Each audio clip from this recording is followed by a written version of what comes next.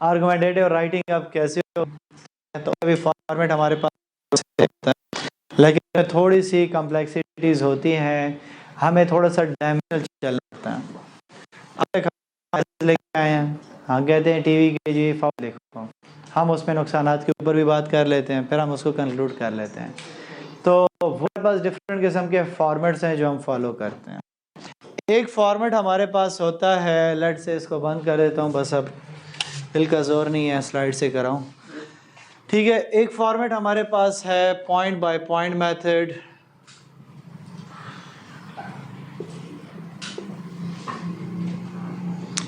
एक हमारे पास है ब्लॉक मेथड।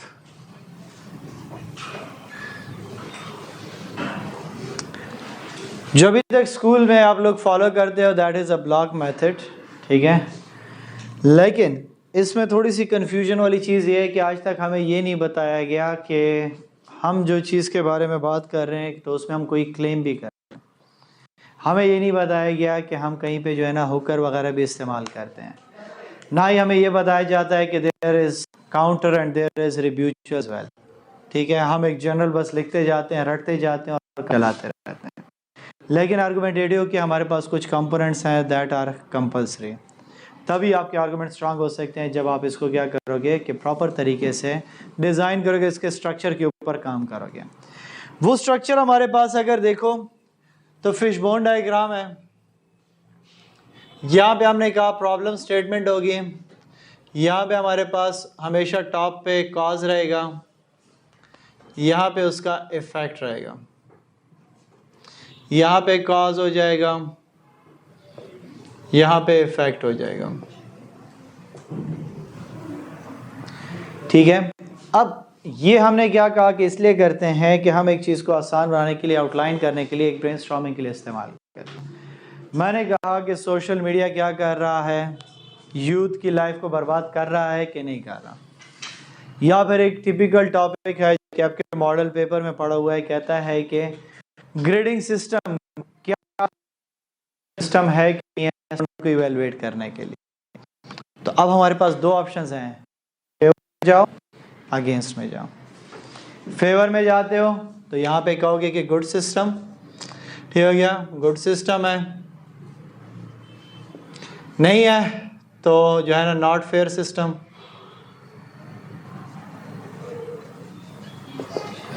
ठीक है। ये आपकी डायरेक्शन आपको बताता है।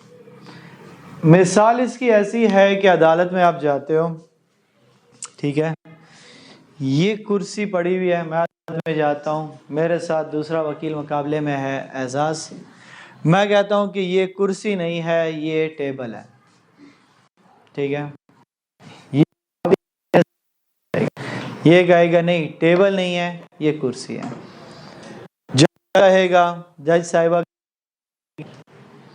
मैं प्रूफ करूंगा, पहले मैं प्रूफ कर सका सॉलिड तो मेरी बात मानी जाएगी, ये प्रूफ कर सका तो इसकी बात मानी जाएगी। हर एक बंदे का अपना पॉइंट ऑफ व्यू है। मैं कहता हूं कि नहीं है तो अगला सवाल आएगा कि जी बताओ क्यों नहीं है, तो मैं बताऊंगा यहाँ पे कॉज एंड इफेक्ट के थ्रू कि क्यों, क्या हो रहा है उसकी वजह से। फेयर नहीं है, क्यों नहीं है, क्योंकि उसकी जो है ना एबिलिटी को आप पूरा जो है ना नहीं चेक कर सकते, इंटेलिजेंस को चेक नहीं कर सकते, जिसकी वजह से क्या हो जाता है कि स्टूडेंट जो है ना वो जो है ना रटे की तरफ जाता है, प्रॉपरली अपने जहन को इस्तेमाल नहीं करता, कॉन्सेप्चुअली काम नहीं करता, ऐसा ही है। फिर मैं दूसरा कहता हूं कि इससे क्या हो रहा है, उसकी ग्रोथ खत्म हो गई है, मेंटल ग्रोथ कैसे खत्म हो गई है, क्रिएटिविटी की तरफ वो नहीं जा रहा, टिपिकल शॉर्टकट्स की तरफ वो जा रहा है। तो कॉज किया इसको, उसकी वजह से क्या हुआ, ये इफेक्ट आ रहा है।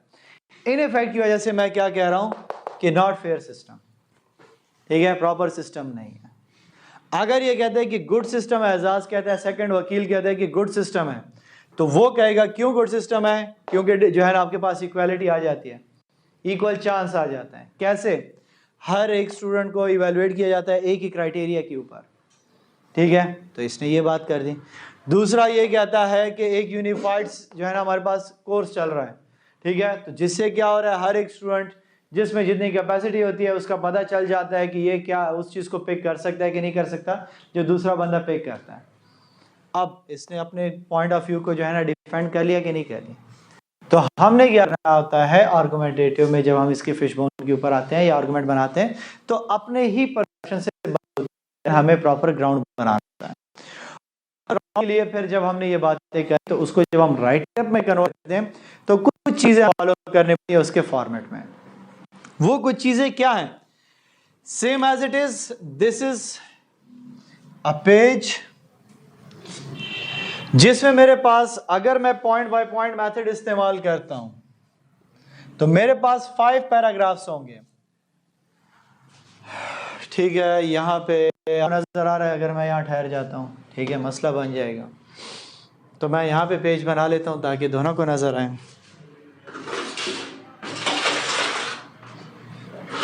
ये भी टीचिंग के असूल हैं, ठीक है, कि उस्ताद को सोच समझ के ठहरना चाहिए, जो मुझे भी बड़े अरसे बाद ख्याल आया कि सारी ऑडियंस देख सके। ठीक है, so this is a page, point by point method हम इस्तेमाल करेंगे। एक मेरे पास होगा इंट्रोडक्टरी पैराग्राफ, ठीक है, वही लेटर वाला फॉर्मेट चलेगा। सेकंड मेरे पास होगा एक्सप्लेनेटरी पैराग्राफ्स, ठीक है क्या, और फिर कंक्लूजन।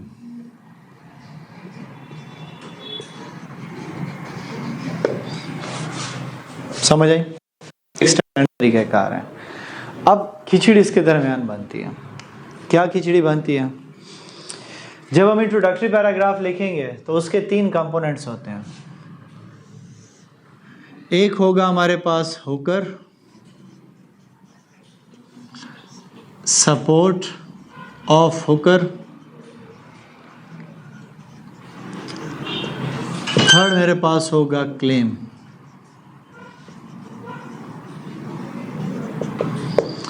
जब मैं एक्सप्लेनेटरी पैराग्राफ लिखूंगा तो मेरे हर एक एक्सप्लेनेटरी पैराग्राफ के कुछ कंपोनेंट्स होंगे। जब मैं फिशबोन से बना रहा हूं तो पहला पैराग्राफ में जो मेरे सेंटेंसेस आएंगे, that will be cause and effect. Second paragraph में जो स्टेटमेंट होगा, सेंटेंस होगा मेरा, वो होगा मेरा काउंटर आर्गुमेंट। तीसरा मेरे पास होगा रिब्यूचुअल। ये मेरे एक पैराग्राफ के अंदर आएगा। सेकंड पैराग्राफ के अंदर फिर ये तीनों चीज़ें शामिल होंगी, ठीक है, cause and effect, counter argument, rebuttal. Conclusion में it can be summary of whole, it can be recommendations, it can be suggestions.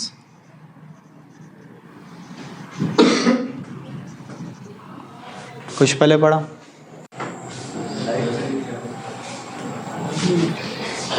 ये इसका सादा अल्फाज में कहीं ढांचा है आर्गुमेंटेटिव का।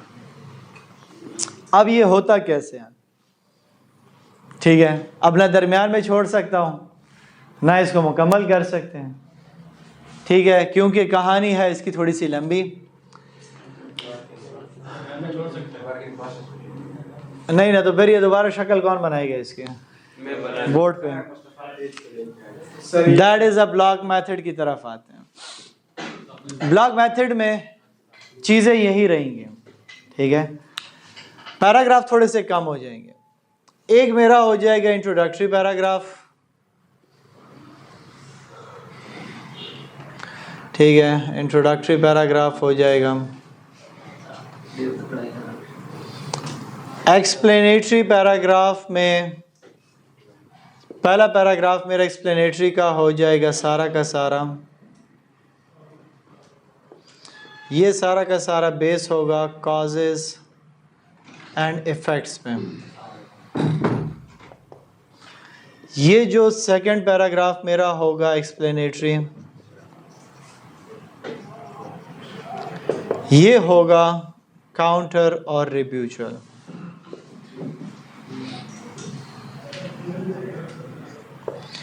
चौथा मेरे पास होगा फिर कंक्लूजन।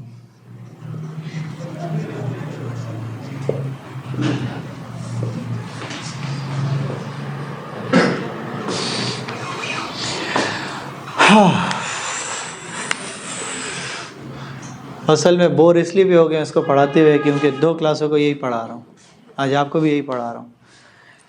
ठीक है, सो आपके लिए तो नई बातें हैं, मेरे लिए पुरानी है। हुकर होता है एक इंटरेस्टिंग जनरलाइज फैक्ट, कोटेशन या फिर एक थॉट होती है। तकरीर देखिए, मुश्तबा तकरीर की है, ये काम नहीं किया। फातिर अहमद ने किया, 5-6 साल किया। ठीक है, सीखो, कुछ एक्सपीरियंस ले लो, 2 साल से ले लो, सीवी में लिख लो। अब्दुल्ला, हाँ लगते भी हो तकरीरों वाले। आप तीनों में किसी ने तकरीर किया? आपने किया? सर एक बार की थी लेकिन उसके बाद फिर स्टेज पर गए। जब भी तकरीर स्टार्ट करते हो एक शेर से स्टार्ट करते हो कि नहीं करते? जोश वाला शेर सर। क्या चीज? तकरीर एक बहस होती है, जो एक बंदा वन साइडेड कम्युनिकेशन कर रहा होता है, आपको इंस्पायर करने की कोशिश कर रहा होता है कि ये मोटिवेट हो जाए या परसुएट कर लें आपको। ठीक है, ये वही वाली है जो शाहीन वाली होती है। हाँ ठीक है, इसलिए आप गए ही नहीं कभी। ये शर्फ हासिल नहीं किया। That was a Hooker. आप शेर से स्टार्ट करते थे। चैनल वगैरह कौन देखता है? मीडिया वगैरह, टॉक शोज कौन देखता है? फारिग कौन है इतना? नहीं देखता है कपिल शर्मा वाली। नहीं, कपिल शर्मा भी स्टार्ट करता है या कोई और? आप देखती हैं? फारिग लोग। सलीम साफी को देखा? ये मैंने जरा इसका टिपिकली नोट किया हुआ है ना, इसलिए मैं एक रिपीट करता हूँ मिसाल, इतना मैं भी नहीं देखता। किसी ने देखा है तो नदीम मलिक समा। हाँ ठीक है, जो सिचुएशन होती थी उसको वो किसी ना किसी वाक्य के साथ कनेक्ट करता था। ठीक है, वो किसी ना किसी वाक्य के साथ कनेक्ट करता था, या किसी फिगर्स के साथ, किसी नंबर्स के साथ, या वो किसी और ऐसी जनरल बात से स्टार्ट करता था कि लोग अटेंशन ग्रैब कर सकें। Hooker is for attention seeking. Internet पे आप जितने भी आर्टिकल्स देखो, आसान सी मिसाल देता हूँ, यूट्यूब आजकल जिंदाबाद। मौलाना तारिक जमील साहब ने ऐसा बयान कर दिया 500 सारे लोग मुसलमान हो गए। कतर ने फुटबॉल क्या करा दिया, सारे फुटबॉलर जो है ना मुसलमान हो गए। ये क्या होता है? कैची बनाने के लिए हुकर दिए होते हैं। हाँ ठीक हो गया। इस किस्म की चीजें क्या है? These are the hookers. Yes, description ठीक है ना, तो उसके ऊपर भी आता है डैरन सैमी जो है ना वो पीटीआई ज्वाइन कर लिया है, अगले साल पाकिस्तान से वोट जो है ना वो कास्ट करेगा, शहरी बन गया। These are the hookers. Attention grab करने के लिए रीडर्स का। राइटिंग में हम इस किस्म के हुकर नहीं देते कि जो है ना पीटीआई ज्वाइन कर लिया, ये कर लिया। हम थोड़ा सा इंटरेस्टिंग कि लेट्स से रोबोट्स ने क्या कर दिया, तमाम लोगों को बेरोजगार कर देगा रोबोट्स अगर आ गए तो। डायरेक्टली लोग क्वेश्चन की तरफ जाते हैं कि कैसे, वो कैसे को फिर हम क्या करते हैं, इसी हुकर को एक्सप्लेन करते हैं, उसको हम सपोर्ट करते हैं कि इस बात का मतलब क्या है। ठीक है, कि रोबोट्स जो है ना वो इंक्रीज होते जा रहे हैं, न्यू टेक्नोलॉजी हमारे पास बढ़ती जा रही है और इसके ऊपर डिपेंडेंसी इंक्रीज होती जा रही है। इस वजह से हम कह सकते हैं कि रोबोट्स क्या कर देगा, आने वाले सालों में इंसानों को रिप्लेस कर देगा। That is my claim. Sir वो लॉयर बनाया ना एक रोबोट को, लॉयर का काम। यस ठीक है। सो दूसरा, हमने वहां पे ग्रेडिंग से कहानी स्टार्ट की हुई है। हम कह सकते हैं कि तालीम दिन ब दिन जो है ना कम्प्लेक्स होती जा रही है और स्टूडेंट डिप्रेशन में जाते जा रहे हैं। That is my Hooker. कैसे? फिर मैं उसको, क्योंकि मैं जो है इसके फेवर में नहीं जा रहा, ग्रेडिंग सिस्टम के अगेंस्ट जा रहा हूं, तो मैंने इस तरीके से स्टार्ट किया। अब मैं हुकर को एक्सप्लेन करूंगा तो वो ये होगा कि तालीम हमारे पास क्या होगी, जस्ट किताबों तक रह गई है और मार्क्स की कंपटीशन तक रह गया है। जिसकी वजह से मैं ये क्लेम करता हूँ कि जिसकी वजह से मैं कहता हूँ कि तालीमी निज़ाम जो हमारा ग्रेडिंग सिस्टम है दैट इज़ टोटली अनफेयर। ये मैंने क्लेम कर दिया, मेरा इंट्रोडक्टरी पैराग्राफ कंप्लीट हो गया। हाउ का जवाब मैं अब शुरू करूंगा एक्सप्लेनेटरी में। अब ये बड़ी एक इंटरेस्टिंग चीज है इसमें, मुस्तफ़ा सुनो, तवज्जो, यस ठीक है। यहाँ पे मैंने बड़ी अच्छी बात की, मैंने कहा कि सब कॉज एंड इफेक्ट हो गया और उसके साथ मैंने काउंटर और रिब्यूचुअल लिखा है। एक तरफ मैं कहता हूँ धूप है, दूसरी तरफ मैं कहता हूँ नहीं बादल हैं, फिर मैं कहता हूँ नहीं बारिश के चांसेस हैं, ठीक है। सो काउंटर और कॉज एंड इफेक्ट या सपोर्ट मेरे इस तरीके से रिएक्शन करते हैं। मैं कहता हूं कि इसने क्या कर दिया, कॉज क्या हुआ कि मेंटल जो है ना वो स्ट्रेस इंक्रीज हो रहा है, स्टूडेंट जो है ना वो क्रिएटिविटी खत्म हो गई है, मैंने कॉज कह दिया, ठीक है। Creativity, lack of creativity, how, क्योंकि स्टूडेंट्स क्या हो गए वो रटा सिस्टम की तरफ जा रहे हैं, ये तो मैंने कह दिया। काउंटर इसके अगेंस्ट में अब बात करूंगा, क्योंकि अगले बंदे का सवाल ये आएगा कि नहीं जो हमारे पास बाहर कंट्री में सिस्टम चल रहा है उन्होंने भी तो कोई तरक्की नहीं की, तो मैं उसको पहले से आंसर करूंगा। दैट इज माई काउंटर, कि अगला बंदा मेरे ऊपर अटैक करे मैं खुद ही उसका आंसर भी दूं। शिकवा जवाब शिकवा, उसकी बड़ी मिसाल है। एक तरफ सवाल, उसी का फिर काउंटर भी कर रहा है और फिर उसको रिब्यूट भी कर रहा है कि जो है ना इसका इफेक्ट नॉर्मलाइज भी करे ताकि लोग मिसगाइड ना हो। यस ठीक है। तो मैंने काउंटर में जो है ना अपने अगेंस्ट कह दिया कि ग्रेडिंग सिस्टम ठीक है, इनिशियल लेवल पे तो सही है कि बच्चों को हम जो है ना ओपनली क्रिएटिविटी के ऊपर नहीं छोड़ सकते क्योंकि उसको गाइडेंस चाहिए, ठीक है। तो वहां पे हम इसको अप्लाई नहीं कर सकते, बट स्टिल हमें एक यूनिफॉर्म सिस्टम की तो जरूरत पड़ेगी, वरना इवैल्यूएशन क्राइटेरिया मुश्किल हो जाएगा। तो रिव्यूचल में मैं कहूँगा कि अगर मैं इस सिस्टम को प्रॉपर तरीके से मैनेज कर लूँ और उसकी इवैल्यूएशन का क्राइटेरिया बना लूँ तो फिर ये मेरे इस कॉज को जो है ना या मेरे इस क्लेम को थोड़ा सा इफेक्ट कर सकता है, बट स्टिल मेरा क्लेम सही है। समझ आइए, तो मैंने इस तरीके से इसको कर दिया। तो पॉइंट बाय पॉइंट मेथड में मैं अलग अलग कॉज, इफेक्ट और फिर उसका काउंटर रिव्यूचल देते जा रहा हूँ। ब्लॉक मेथड में मैं क्या कर रहा हूँ, सारे कॉज एंड इफेक्ट लिख दिए, अब मैं उसके काउंटर बता रहा हूँ। जैसे हम टीवी के जो है ना फवाइद बताते हैं, सारे एक पैराग्राफ में आ गए, दूसरे में मैंने नुकसानात बता दिए, फिर मैं कंक्लूजन में क्या कहता हूँ कि फ़ायदे ज़्यादा हैं नुकसान कम है, प्रॉपर तरीके से इस्तेमाल कर लिया तो फिर टीवी के नुकसानात कम हो सकते हैं। मैंने कंक्लूजन में कोई वही पुरानी बात डिस्कस नहीं की, मैंने उसके ऊपर रिकमेंडेशंस दे दी, अपनी suggestion they the. That is my block method. Point by point method में हर एक का होकर हर एक का जो है ना काउंटर सब कुछ एक ही पैराग्राफ्स में आता जाएगा, वहीं पे मैं सब कुछ आंसर करता जाऊंगा और आखिर में फिर मैं कंक्लूजन लिखूंगा तो that will be otherwise summary, या फिर मैं उसके ऊपर रिकमेंडेशंस, या फिर मैं उसके ऊपर जो है ना क्या करूंगा कि उसको सजेशंस देके कंप्लीट करूंगा। इसके और उसके इंट्रोडक्शन में क्या फर्क है? सेम है, सब कुछ सेम चलेगा, सिर्फ सेंटर में फर्क है, बॉडी ऑफ द टेक्स्ट। यहाँ पे मैं पहले कॉज एंड इफेक्ट सारे लिख दूंगा, जैसे टीवी के फवाइद सारे लिख दिए, फिर मैं नेक्स्ट में नुकसानात लिख देता था, काउंटर लिख लेता था, ठीक है। यहाँ पे मैंने कह दिया, इधर लिखता हूँ कि टीवी का फायदा है, ठीक है, टीवी से क्या हो रहा है कि जो है ना नॉलेज आ रही है स्टूडेंट के पास। नेगेटिव मैं इसका कह दूंगा कि सारा दिन टीवी के लिए बैठा रहेगा तो किताबें कब पढ़ेगा, दैट इज माई काउंटर। तो इसीलिए हमें चाहिए कि हम बच्चों को एक प्रॉपर स्केड्यूल के थ्रू टेलीविजन का इस्तेमाल करने दें। तो मेरा उसका इफेक्ट खत्म हुआ कि नहीं हुआ? अगर ना हुआ तो मेरी बात ठीक है कि टीवी के जो है ना नुकसान ज्यादा हैं। तो मैं पॉइंट बाय पॉइंट चला रहा हूँ, एक्सप्लेन कर रहा हूँ। यहाँ पे मैं क्या कर रहा हूँ, एक ब्लॉक के थ्रू मैं इसको एक्सप्लेन कर रहा हूँ। ब्लॉक मेथड में क्लेम मेरा जो है ना, जो मैं साइड ले रहा हूँ, डायरेक्शन, गुड सिस्टम और बैड सिस्टम, वो मेरा प्रॉब्लम स्टेटमेंट।